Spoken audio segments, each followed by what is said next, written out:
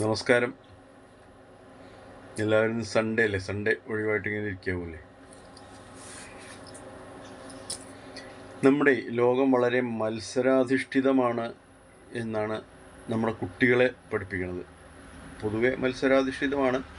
സ്കൂളുകളിൽ അധ്യാപകർ പഠിപ്പിക്കുമ്പോഴും മത്സരാധിഷ്ഠിതമായ ലോകത്തിൽ മത്സരിക്കാൻ വേണ്ടിയിട്ടാണ് പഠിപ്പിക്കുന്നത്. എങ്ങനെ ഈ മത്സരാധിഷ്ഠിതമായ ലോകം ഉണ്ടായി? എങ്ങനെ അറിയോ?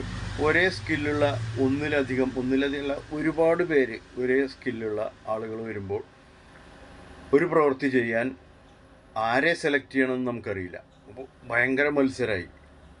ഈ ഒരുപാട് പേരിൽ നിന്ന് നമ്മൾ തിരഞ്ഞെടുക്കണം ഒരാളെ. അപ്പോൾ അവിടെ ഭയങ്കര മത്സരം വരികയാണ്. മത്സരം മാത്രമായി ഇപ്പോൾ. അങ്ങനെയുള്ളൊരു സിറ്റുവേഷനാണ് ഇപ്പോൾ ഉള്ളത്. എന്താ കാരണം? ഓവർ പോപ്പുലേഷൻ അധികമായിട്ടാണത്. ഒരേ സ്കില്ലുള്ള ഒരുപാട് പേരുണ്ട്. അപ്പോൾ വേറെ സ്കില്ലുകളിലേക്ക് കൂടുതൽ ആളുകൾ, ഓവർ പോപ്പുലേഷൻ ഒരു പ്രശ്നമാണ്. ബർത്ത് കൺട്രോൾ ചെയ്തില്ല ആളുകൾ. ഭൂമിക്ക് താങ്ങാൻ കഴിയുന്നതിനേക്കാൾ കൂടുതൽ ജീവജാലങ്ങൾ ഭൂമിയിൽ നിറഞ്ഞു കഴിഞ്ഞു. അപ്പോൾ പ്രകൃതിയുടേതായ ചില തീരുമാനങ്ങളെടുത്തു, അത് നടപ്പാക്കും.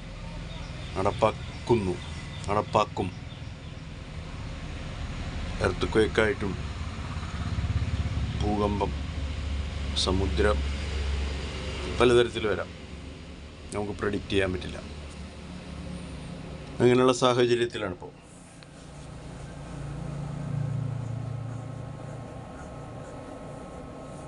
അപ്പം എന്ത് ചെയ്യും? അങ്ങനെ വരുമ്പോഴാണ് ഈ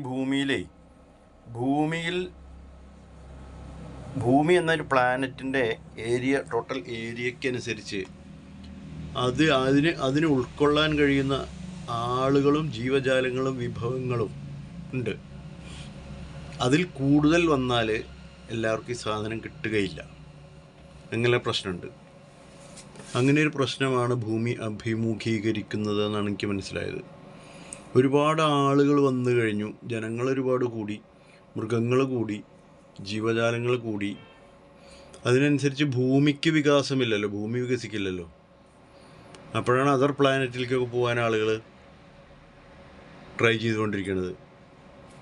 അതർ പ്ലാനറ്റിൽ പോയിട്ട് ജീവിക്കാം, അപ്പോൾ നല്ലൊരു ജീവിതം കിട്ടുന്നൊക്കെയാണ്. ഈ ഭൂമിയിൽ ഇങ്ങനെയൊക്കെ തന്നെ ഉണ്ടാവുള്ളൂ. ഇത്രയധികം ആളുകളും ഇത്രയധികം ജീവജാലങ്ങളും ഇത്രയധികം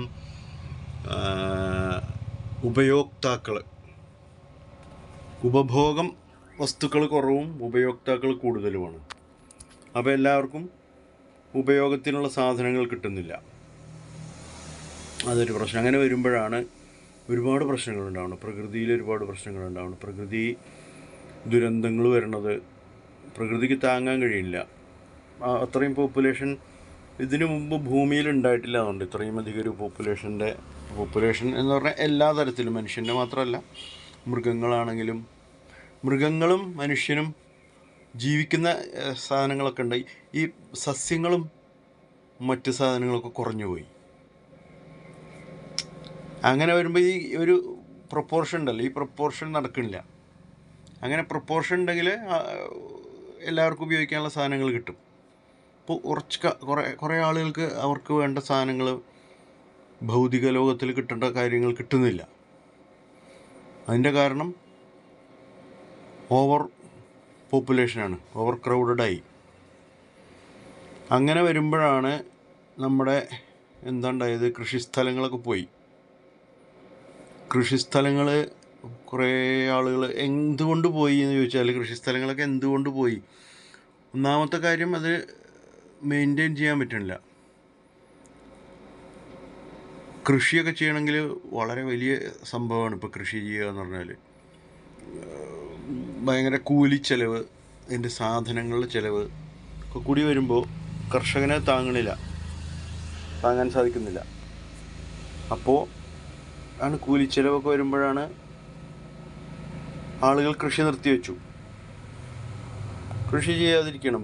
ഒരുപാട് ഭൂമി വെറുതെ കിടക്കുന്നുണ്ട്.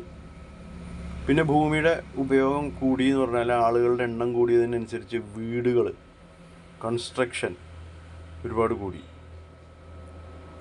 അപ്പോൾ ഭൂമിയിൽ കൺസ്ട്രക്ഷനാണ് പദ്ധതികൾ നടക്കുന്നത്. ബിൽഡിങ്.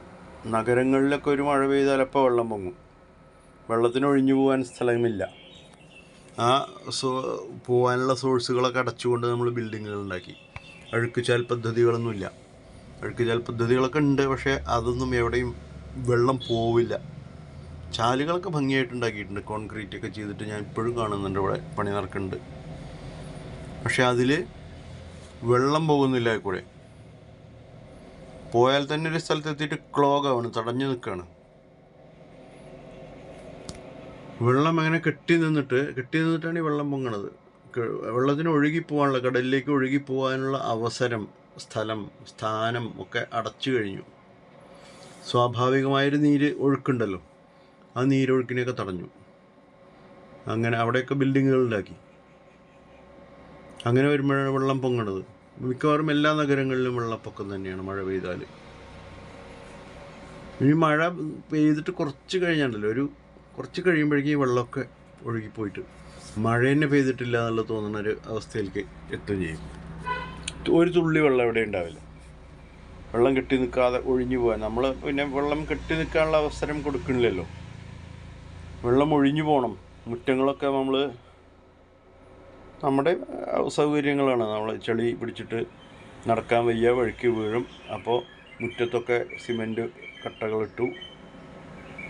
മിക്കവാറും എല്ലാ ഓഫീസുകളിലും എല്ലാ വിദ്യാഭ്യാസ സ്ഥാപനങ്ങളുടെയും വീടുകളുടെയും ഒക്കെ ഫ്രണ്ടിൽ ഈ കട്ടകളാണിപ്പോൾ.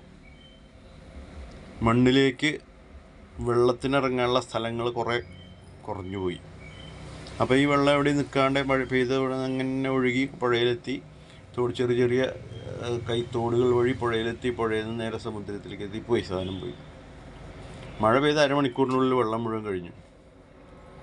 സ്റ്റോറേജ് ഇല്ല എവിടെ. അതും ഒരു കാരണമാണ്. ഇങ്ങനെ പല പല കാരണങ്ങളുണ്ട്. ഇങ്ങനെ പല പല കാരണങ്ങൾ കൊണ്ടാണ് നമ്മുടെ ഇൻഫ്രാസ്ട്രക്ചർ തന്നെ മോശമായിരിക്കുക. ഇൻഫ്രാസ്ട്രക്ചർ ഡെവലപ്മെൻറ്റ് എന്ന് പറഞ്ഞാൽ റോഡുകളോ ബിൽഡിങ്ങുകൾ. ബട്ട് അതല്ല, പ്രകൃതിയെ അറിഞ്ഞുകൊണ്ട് ചെയ്യണം.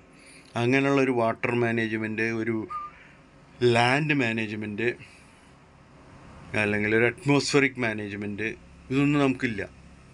ഇത് അറിയാവുന്ന ആളുകളുണ്ട്. അറിയാവുന്ന ആളുകൾ അറിഞ്ഞുകൊണ്ട് ചെയ്യാതിരിക്കുന്നതാണോ, അതോ ചെയ്യാൻ അറിയാത്ത അത്രയും വിദ്യാഭ്യാസമൊക്കെ ഉള്ള കുറേ ആളുകളുണ്ട്. ഒരുപാട് ആളുകൾ, മന്ത്രിമാരും വിദ്യാഭ്യാസമുള്ള ഉദ്യോഗസ്ഥന്മാരും ഹയർ റാങ്കിൽ ജോലി ചെയ്യുന്ന ആളുകൾ, അവർക്കൊക്കെ അറിവുണ്ടാവുമല്ലോ ഇതിനെപ്പറ്റിയൊക്കെ. ഇവരൊന്നും നടപ്പാക്കണില്ല. അങ്ങനെ നടപ്പാക്കാതെ വരുമ്പോൾ എന്തുകൊണ്ടാണ് അവർ നടപ്പാക്കാത്തത് അതറിയില്ല. അവരോട് തന്നെ ചോദിക്കണം. അങ്ങനെ വരുമ്പോഴാണ് ഇതിൻ്റെ ഒന്നും പ്രോപ്പർ മാനേജ്മെൻ്റ് ഇല്ല. ഈ ഒരു അദ്ദേഹമുണ്ട്, സന്തോഷ് ജോർജ് കുളങ്ങര. അദ്ദേഹം ഒരുപാട് രാഷ്ട്രങ്ങളൊക്കെ സന്ദർശിച്ചു. ലോകം മുഴുവൻ ഏകദേശം അദ്ദേഹം യാത്ര ചെയ്തിട്ട് സന്ദർശിച്ചു വന്ന ആളാണ്. അദ്ദേഹം ഓരോരോ സ്ഥലങ്ങളുടെ പ്രത്യേകതയും കാര്യങ്ങളൊക്കെ പറഞ്ഞിട്ട് കേരളത്തിന്, ഇന്ത്യയൊക്കെ അതിനെ താരതമ്യപ്പെടുത്തി പറയും. നമുക്ക് ഇത്രയൊക്കെ റിസോഴ്സ് ഉണ്ടായിട്ടും നമ്മൾ എന്തുകൊണ്ട് ഉപയോഗിക്കില്ല? അവിടെ ഞാൻ പോയി കണ്ട രാഷ്ട്രങ്ങളൊക്കെ ചെറിയ രാഷ്ട്രങ്ങളാണ്, എന്നിട്ടും അവരത് ഉപയോഗിച്ച് അവർ വലിയ കേമന്മാരായിരിക്കുന്നു എന്നൊക്കെ പറയും. ഓക്കെ, അദ്ദേഹം അങ്ങനെ താരതമ്യപ്പെടുത്തിയിട്ട് ഒരു പഠനമൊക്കെ നടത്തി ഇങ്ങനെ ഓരോരോ ഇൻ്റർവ്യൂവിലൊക്കെ പറഞ്ഞു കേൾക്കാറുണ്ട്. അദ്ദേഹത്തിന് ആരും കേൾക്കണില്ല, എന്നെ ആരും കേൾക്കണില്ല. ഈവൻ ഇത്രയും അറിവുള്ള ഞാൻ ഈ പറയണത്, ഇങ്ങനെ അറിവുള്ള ആളുകളെ ഓരോരോ ബോർഡുകളിൽ നിയമിക്കൂ. അങ്ങനെ വാട്ടർ മാനേജ്മെൻറ്റ്, ലാൻഡ് മാനേജ്മെൻറ്റ്, ഭൂമി മാനേജ്മെൻറ്റ്, അന്തരീക്ഷ മാനേജ്മെൻറ്റ്, ഇതൊക്കെ അറിയാവുന്ന, ചിന്തിക്കുന്ന ക്രിയേറ്റീവായിട്ടുള്ള ആളുകളെ മേഖലകളിൽ നിയോഗിക്കൂ.